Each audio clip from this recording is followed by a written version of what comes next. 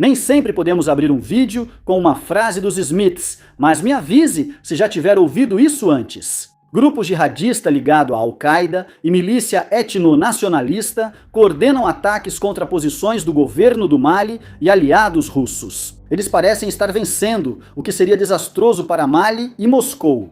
Não é déjà vu. Esses grupos já lançaram ataques coordenados antes. Eles fizeram isso pela primeira vez em abril, atacando locais como as cidades estratégicas de Kidal e Gal, e matando o então ministro da Defesa, Sadio Camara. O grupo ligado à Al-Qaeda afirmou ter atacado a residência presidencial.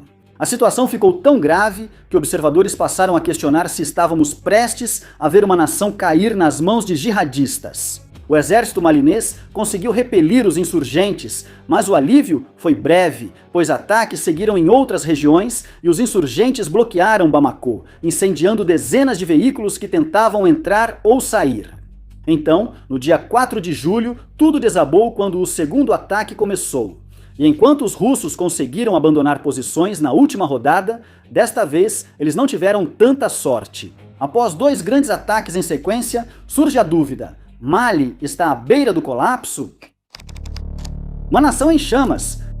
Antes de responder a nossa pergunta, precisamos de 2 coisas. Primeiro, alguns esclarecimentos. Estamos gravando este vídeo na quarta-feira, às 11h09 horário da Europa Central. A situação no Mali ainda é instável e está se desenvolvendo rapidamente, o que significa que este vídeo é nossa melhor tentativa de entender o que está acontecendo no local, no momento em que apertamos o botão de gravar. Talvez, ao assistir este vídeo, a situação já tenha mudado muito ou permaneça igual. E não podemos prever porque nossa bola de cristal não funciona. Em segundo lugar, precisamos parar de nos referir aos grupos que atacaram neste fim de semana simplesmente como insurgentes, militantes ou qualquer outro termo que nosso dicionário de sinônimos sugira. Esses termos descrevem os grupos com precisão, mas ignoram nuances importantes, essenciais neste contexto. Vamos começar pelo grupo jihadista ligado à Al-Qaeda.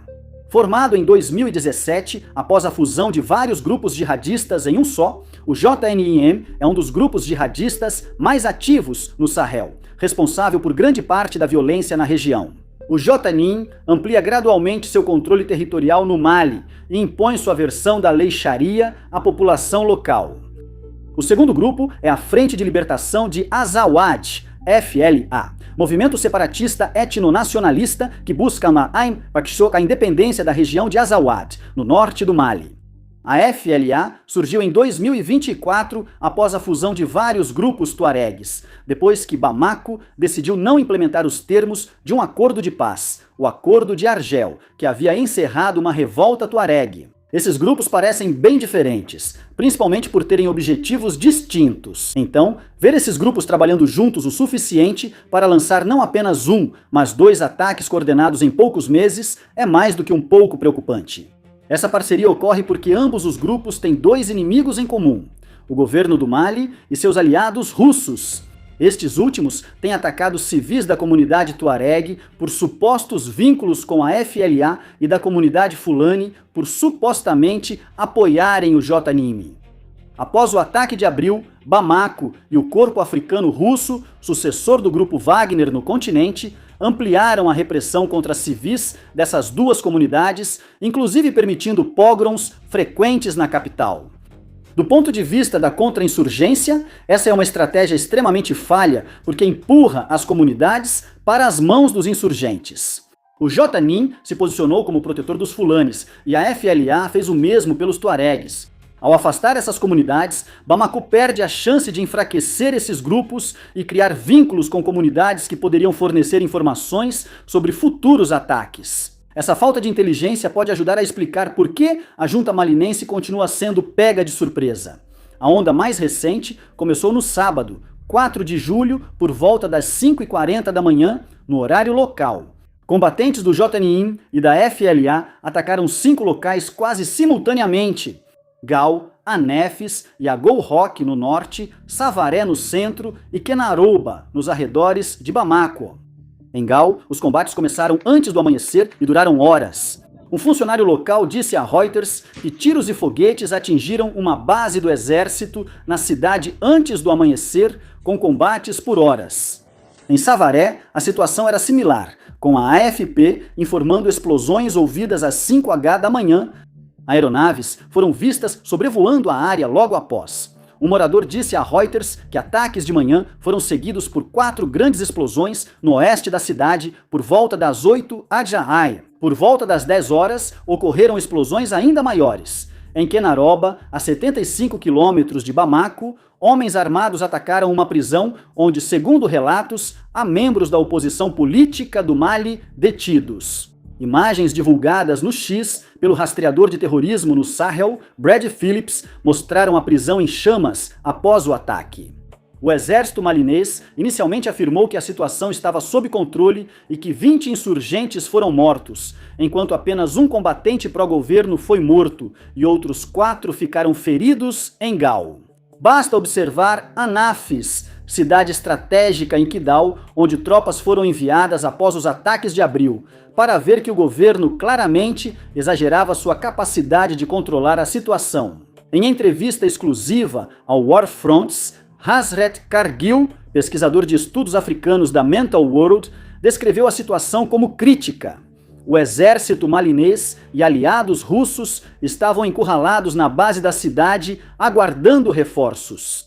Malheur, outro rastreador de terrorismo, que falou com exclusividade ao War Fronts, que, se Nefis caísse, o leste de Demari, incluindo Gao, estaria mais vulnerável aos insurgentes, e eles podem decidir enviar mais tropas para Bir e Timbuktu, sendo Timbuktu alvo antigo do FLA.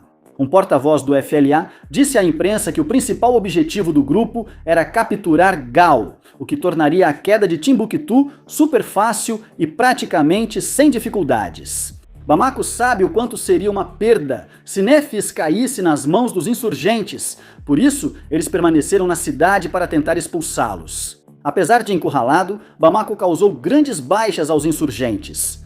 O exército disse ter destruído 5 blindados, 20 picapes, 100 motos e matado mais de 200 insurgentes após 35 ataques aéreos com drones. E falando em drones, temos que mencionar aqui que, segundo Felipe, as forças russas introduziram drones do tipo Shahed no campo de batalha pela primeira vez durante esta crise, indicando o quão seriamente estavam levando a ameaça. Pavel Wojcik, um especialista independente em terrorismo, analista de inteligência de fontes abertas e às vezes colaborador do Frontes, corroborou isso, acrescentando que drones Shahed parecem ter sido enviados de Gao para Nafis, em números sem precedentes. Além dos drones turcos, que o exército malinês costuma usar nessas operações. Bamako enviou um comboio de Gao com forças russas e malinesas para aliviar a pressão sobre combatentes em Anafis. No entanto, dado o fato de estarmos produzindo este vídeo, você provavelmente já pode imaginar como isso terminou. Insurgentes emboscaram o comboio perto da vila de Tabrachat, destruíram vários veículos e o forçaram a parar. Depois, surgiram vídeos já geolocalizados por várias contas de inteligência de fontes abertas, mostrando um helicóptero derrubado pelos insurgentes. E, pelo amor de Deus, por favor, não vá procurar imagens. Elas são absolutamente horríveis. Os insurgentes terem recursos para atacar vários locais e emboscar um comboio é muito preocupante, pois mostra que suas capacidades crescem mais rápido do que Bamako consegue conter. Mesmo assim, Bamako deixou claro que não vai simplesmente se render e entregar as chaves do país e a senha do Wi-Fi do Palácio Presidencial aos insurgentes. Na manhã de quarta-feira, Malheur informou no X que um novo comboio com cerca de 80 veículos, 4 vezes o número do comboio anterior, saiu de Gao rumo a Anafis. A informação ainda precisa ser confirmada. Isso seria a tentativa mais coordenada do governo de retomar Anafis. A Rússia também intensificou seus esforços para ajudar seus aliados, enviando um carregamento de armas para ajudar Bamako a conter o avanço dos rebeldes. Se isso será suficiente para expulsar os insurgentes de Anafis, bem, só o tempo dirá. Podemos afirmar quase com certeza que os insurgentes tentarão emboscar o novo comboio, acreditando que, se conseguirem detê-lo por tempo suficiente, seus aliados em Anafis terão mais chances de capturar a cidade e grande parte do leste do Mali. Isso nos leva talvez à pergunta mais importante até agora, uma que, infelizmente, tivemos que fazer várias vezes este ano. O Mali está à beira do colapso? Agora, antes de entrarmos em todas as maneiras pelas quais o Estado malinês está conspirando para se desintegrar de formas novas e dramáticas, primeiro vamos fazer uma pausa para falar sobre Frontes. Frontes.co é nosso site para assinantes, onde detalhamos as histórias do canal principal. Semanalmente, publicamos 2 vídeos e 3 artigos de especialistas sobre temas como a guerra na Ucrânia, a situação no Sudão e o caos no Mali. E quando dizemos que nos aprofundamos nesses assuntos, é porque realmente fazemos isso. Esta semana, o podcast Do South lança o primeiro de uma série exclusiva sobre o caso do Mali, para ajudar você a entender esse conflito negligenciado. Se não pode esperar, já temos artigos de especialistas, incluindo um recente sobre como drones usados por grupos rebeldes transformam o conflito. A assinatura é $5 por mês ou 50 por ano. Esse é o Frontes.co. Confira. Agora, voltamos ao desastre no Mali. À beira do colapso. Em nossa cobertura do Mali, evitamos previsões sobre o futuro, porque nossa bola de cristal, como dissemos, não é confiável. Além disso, a situação é tão instável e evolui tão rápido que ninguém sabe o que acontecerá. Veja, por exemplo, a parceria entre o JNIM e a FLA. Em 2023, sugerir que esses 2 grupos formariam uma aliança seria um pouco como sugerir, sei lá, que o presidente dos Estados Unidos poderia um dia ameaçar invadir e anexar a Groenlândia. Naquele ano, os rebeldes tuaregues perderam Kidal para Bamako e sua milícia de Moscou, porém o JNIM recusou-se a ajudá-los. Como Mala disse à equipe do Warfront, o JNIM via os rebeldes como militarmente ineficazes e achava que a perda de Kidal causaria um êxodo em massa dos grupos rebeldes para o JNIM. Isso não ocorreu, talvez porque os rebeldes tuaregues não lutam por motivos religiosos. Os diversos grupos tuaregues se uniram na FLA, tornando-se uma força militar eficiente capaz de se aliar ao JNIM. Este é apenas um exemplo de como a situação no Mali pode evoluir rapidamente e por que somos cautelosos ao fazer declarações categóricas. Dito isso, especialistas em Mali destacaram vários sinais de alerta que indicam que, se o país não está em colapso total, já começa a parecer instável. Primeiro, a parceria entre o JNIM e a FLA já dura mais que o esperado por alguns observadores e parece se tornar mais eficaz a cada ataque. Embora não seja incomum ver grupos terroristas trabalhando juntos quando seus interesses se alinham, isso não é algo que acontece com frequência no Sahel. A maioria dos grupos da região compete abertamente por homens, dinheiro, território e outros recursos, o que gera assassinatos e deserções frequentes ou apenas toleram a presença alheia, priorizando o combate ao Estado. O fato de que os 2 grupos se tornaram tão eficazes a ponto de atacar vários locais e obrigar um comboio de reforço a recuar é sério e deveria preocupar mais governos da região. Se mais grupos terroristas na região decidirem imitar essa estratégia, então poderemos estar diante de uma onda de violência maior do que qualquer coisa que já vimos no passado. Precisamos falar sobre o bloqueio em Bamako, vigente desde logo após o ataque coordenado inicial. Apesar de não ser tão devastador quanto o bloqueio do ano passado, que deixou a capital sem combustível por meses e quase arruinou o país, ainda é uma maneira eficaz dos insurgentes semearem dúvidas na população sobre a capacidade do governo. Com a credibilidade já abalada pela má gestão, este pode ser um golpe fatal para o governo. Caso ele caia, JNIM e FLA se posicionam como sucessores. Nas regiões sob seu controle, que Bamako pouco se interessou em desenvolver, o JNIM administra tribunais, monta postos de controle, cobra impostos e resolve disputas. O International Crisis Group foi direto ao chamar isso de sistema de governança paralela, oferecendo às comunidades uma alternativa funcional, mas brutal, a um Estado ausente. Analistas compararam esse modelo ao que Hayat Tahrir al-Sham construiu em Idlib, antes de por fim avançar sobre Damasco.